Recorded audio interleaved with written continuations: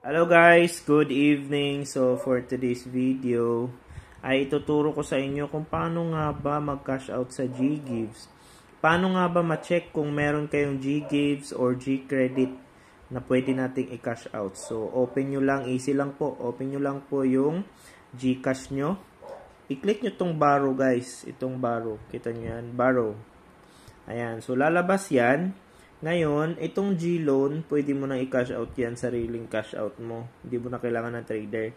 So, itong Gcredit, itong GGives, pwede yan i-cash out natin. Hindi yan makaka-cash out. Online shopping lang yan. So, pero, sa atin, pwede nating makash out yan. So, open mo lang yan kung meron kayong offer.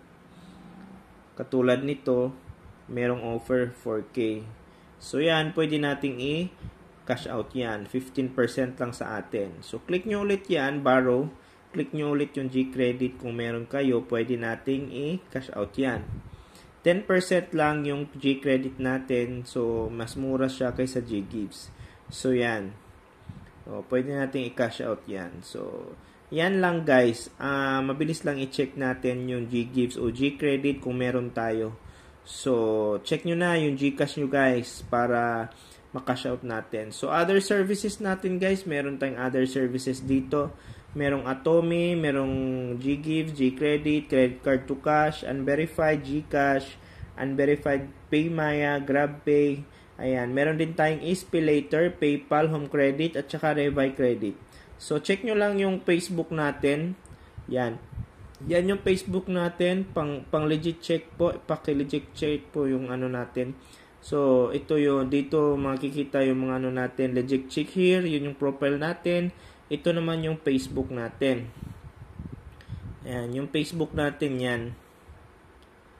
YouTube, I mean. YouTube natin yan guys. So, pwede natin i-open yan sa external browser para makita nyo sa app nyo sa YouTube. Yan. So, yan tayo, ganyan. So, yan lang guys. So, yan lang yung ano natin. I-check nyo niya, baka malaki yung offer nyo. Katulad nito, 75,000, 50K, 65,000. Ayan. Low fee lang po tayo at real-time payout. Mabilis po natin makuha yung payout natin guys. So, PM na kayo para ma-assist ko kayo guys. So, ito pala yung kanina. 25,000. Yan, yung client natin, 25,000. Yan, so, nagpa-convert siya kanina.